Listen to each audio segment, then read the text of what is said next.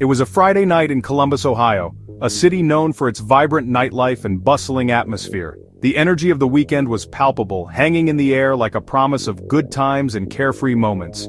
March 31st, 2006. The end of the month, the beginning of a new season, a time of anticipation.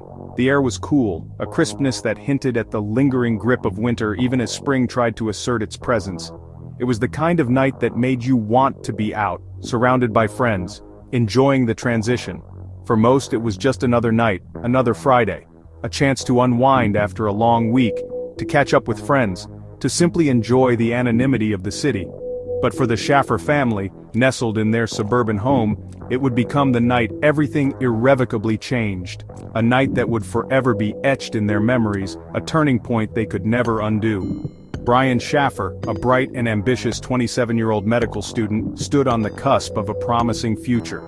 He made plans to go out for drinks with his close friend Clint Florence, eager to relax and enjoy a night out on the town. He was smart, driven, dedicated to his studies and passionate about his future in medicine.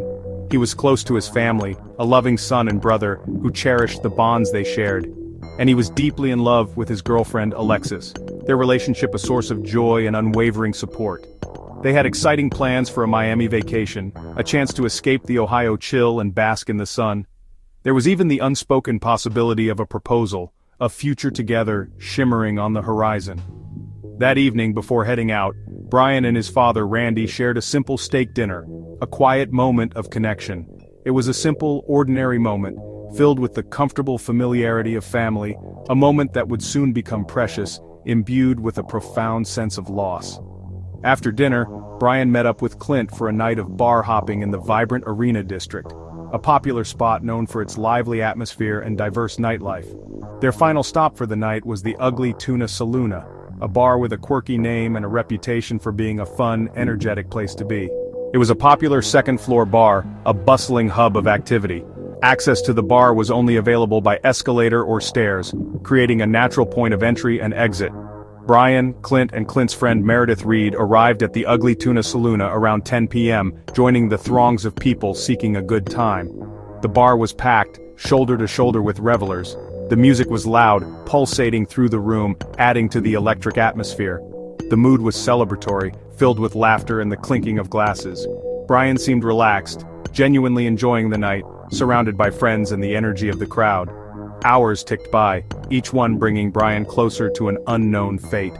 These would be the last hours anyone could definitively confirm Brian's whereabouts, the final moments captured on security cameras and etched in the memories of those who saw him. Every moment, every interaction would later be dissected and analyzed. Every conversation, no matter how fleeting, would be scrutinized for any hint, any clue, any explanation. Every detail, no matter how insignificant it seemed at the time, would later be examined under a microscope, desperately searching for answers. No one could have known that Brian was about to vanish without a trace, leaving behind a void that would never be filled. The night was supposed to be a celebration, a carefree escape from the pressures of daily life. Instead, it became the start of one of Ohio's most enduring and perplexing mysteries, a case that continues to baffle investigators and haunt the hearts of those who knew and loved Brian. A young man, full of promise and potential, would simply disappear into thin air, leaving behind a trail of unanswered questions and shattered dreams, and nothing would ever be the same for his family, his friends, or the city of Columbus. The night Brian Shaffer vanished marked a permanent shift. A before and after that would forever define their lives. Inside the Ugly Tuna Saloona, Brian, Clint, and Meredith were letting loose, enjoying drinks and lively conversation. The atmosphere was electric, a welcome change from the pressures of their daily lives. They were unwinding after a particularly tough week, the kind that called for good company and a few rounds to ease the stress. Laughter filled the air as they shared stories and jokes, momentarily forgetting their worries. Around 10 p.m., Brian took a moment to step away and call Alexis, a routine, loving call that they both cherished. It was a way to stay connected, even when life pulled them in different directions. Little did she know, it would be the last time she heard his voice, the last time they would share those familiar words of affection. As the night wore on and the bar grew more crowded, the group drifted apart, as friends often do in the chaotic energy of a social gathering. Around midnight, security cameras captured Brian outside the bar, engaged in a seemingly casual conversation with two women. The exchange appeared friendly, Nothing out of the ordinary. He said goodbye to the women, then turned back toward the entrance, disappearing into the throng of people inside. Was he looking for his friends, hoping to rejoin the group? Or was he calling it a night, ready to head home after a long evening? No one knows for sure what was going through his mind at that moment. As closing time neared and the lights began to dim, Clint and Meredith realized they hadn't seen Brian in a while and started to search for him.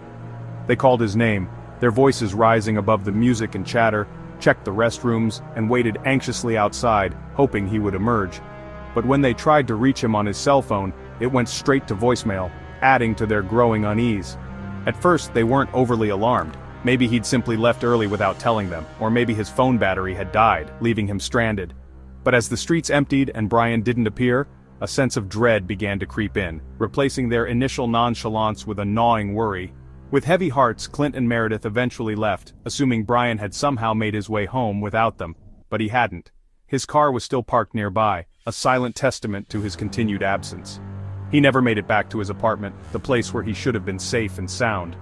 Brian Shaffer had entered the ugly Tuna Saloona that night, stepping through its doors with friends and laughter, and never came out, vanishing without a trace into the crowded darkness. The celebration was abruptly over, the joy and camaraderie replaced by a chilling uncertainty. In its place, a terrifying question lingered, hanging heavy in the air like a dark cloud. Where was Brian? And how could someone vanish from a crowded bar, leaving behind only unanswered questions and a haunting mystery? The ugly Tuna Saloona was a popular bar, known for its lively atmosphere and late-night crowds. It had one main entrance, a portal into a world of music and revelry. Patrons accessed the bar via an escalator from street level. This upward journey marked the transition from the ordinary to the extraordinary, from the mundane to the magical possibilities of a night out. There was also a service exit, discreetly tucked away, leading to a hazardous construction site. This area was a stark contrast to the bar's vibrant interior, a place of unfinished business and potential danger. But it wasn't for patrons. It was strictly for staff and deliveries. This exit was off limits, a boundary not to be crossed by those seeking a night of entertainment. When the bar closed at 2 a.m. and the last call had been made, security cameras kept rolling, silently recording the aftermath of the night's festivities. These electronic eyes would become crucial in the days to come. Police reviewed the footage frame by frame, meticulously scrutinizing every detail, searching for any clue that might explain the inexplicable. They saw Brian arrive, seemingly without a care in the world, step outside at midnight, perhaps for a breath of fresh air or a quick phone call, then return toward the entrance, disappearing back into the throng of people. At 1:55 a.m., he appeared on camera near the doors, a fleeting image captured by the unblinking lens, and then, inexplicably, he vanished. Just like that, he never came back down the escalator the same way he came. The escalator remained empty, a silent testament to his disappearance.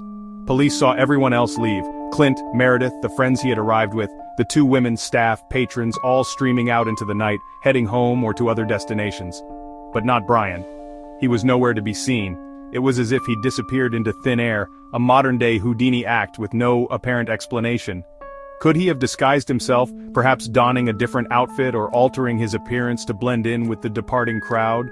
Police saw no one matching his build or height among those leaving, no one resembling him. The service exit became a focus of intense scrutiny, a potential escape route that demanded thorough investigation. Could Brian have slipped out that way, unnoticed and unseen into the darkness beyond? The area was dangerous, filled with debris and machinery, a treacherous landscape that posed a significant risk to anyone navigating it. Police searched it thoroughly, leaving no stone unturned, even using dogs trained to detect human scent. No trace of Brian was found. No blood, no clothing, nothing to indicate his presence in the area.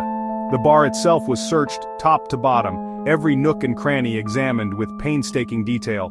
Every closet, every storage room, empty, offering no clues to Brian's whereabouts. Brian Shaffer had entered the ugly Tuna Saloona, a place of music, laughter, and mystery. And at the vanishing point, somewhere within those walls, he was simply gone, leaving behind a void that defied explanation. A magic trick with no explanation, a puzzle with missing pieces, a mystery that continues to baffle investigators to this day. The mystery had only just begun, and the search for Brian Shaffer was far from over. The weekend passed with no word from Brian. He was responsible, always in touch. His silence was alarming. When he missed his Miami trip with Alexis, panic set in. Randy Shaffer drove to Brian's apartment. Brian's car was there, his suitcase was half-packed, glasses and contacts on the nightstand, passport left behind. It looked like he'd planned to return. Randy reported Brian missing. The investigation began, but precious time had already slipped away. Randy became the face of the search, organizing flyers, talking to media, working with police. Police interviewed everyone from the ugly tuna that night, Clint, Meredith, the two women. No one saw anything unusual, no arguments, no fights, no strange behavior. The timeline had a gaping hole. For Randy, it was the start of an agonizing journey. The search for Brian became his life's mission. The family clung to hope, but answers were elusive. The nightmare was only beginning. Brian's case exploded online, becoming a digital mystery for the internet age. Forums and social media buzzed with theories and speculation. The security footage was endlessly analyzed, every frame, every shadow. People debated the bar's layout, the exits, and possible escape routes. The internet kept Brian's story alive, fueling tips and hope. Randy engaged with online communities, searching for answers. But the digital spotlight also brought rumors and wild speculation. Friends and witnesses faced harsh scrutiny. The line between helpful discussion and harmful gossip blurred. Brian's disappearance became a haunting digital ghost, an unsolved puzzle for thousands. The internet gave the case new life, but also new pain. The mystery only deepened. One theory: Brian's disappearance was a tragic accident. Maybe he slipped out the service exit, disoriented or curious, and fell in the dangerous construction site. The area was filled with debris and machinery. A fatal accident was possible. Some believe his body could have been removed with construction debris before searches began. This would explain why he was never seen leaving the main entrance. It's a logical, if heartbreaking, scenario, but the service exit wasn't for patrons, and it's unclear if Brian even knew about it. Police searched the site thoroughly, with dogs. Nothing was found. The accident theory remains unproven. Like every theory in this case, it's a possibility, not an answer. The silence around Brian's fate is deafening. The truth remains hidden. Another theory: Brian's disappearance was intentional either by his own choice or due to foul play. Some suggest he walked away from his life, overwhelmed by stress or grief. But he left his passport and vacation plans behind, and his loved ones insist he was happy. Others suspect foul play, an argument gone wrong, or a chance encounter with someone dangerous. Concealing a body in a crowded bar or nearby seems unlikely, but not impossible. Suspicion has fallen on those present, especially Clint Florence, who refused a polygraph. But police found no evidence of wrongdoing, no witnesses, no forensic clues, no confession. The deliberate act theory lingers, dark, unproven, and unsettling. Someone may know more than they're saying, but without evidence it's just another shadow in the mystery. The truth remains elusive. For Brian's family, time only deepened the pain. Randy Shaffer became a tireless advocate, keeping Brian's story in the public eye. He followed every lead, worked with psychics, and never gave up hope. In 2008, tragedy struck again. Randy died in a freak accident, leaving the search without its driving force. The case remained open, but momentum faded. New leads surfaced, occasionally a photo from Mexico, a rumor online, but all led to dead ends. Brian's brother Derek and others continued the search. Online communities kept the case alive, hoping for a breakthrough. The reward for information remains unclaimed. The search is now about more than finding Brian, it's about finding answers. The circle remains painfully open. The mystery endures. A quiet hum beneath everyday life in Columbus. Brian is not forgotten. The search continues. Brian Shaffer's legacy is one of love, loss, and unanswered questions. For his family, he's a son, brother, and friend, gone, but never forgotten. For true crime followers, his case is a modern locked-room mystery. It's a reminder that even in a world of cameras and technology, people can still vanish. The single camera at the Ugly Tuna saw him enter, but not leave, a haunting enigma. The case exposes the limits of police work and the fear of the unknown. Did he meet with an accident? Was it foul play? Did he choose to disappear? We may never know. His face remains an icon of unresolved mystery. Until answers come, Brian's story is etched not in stone but in the ink of uncertainty. The mystery endures, haunting Columbus and the world.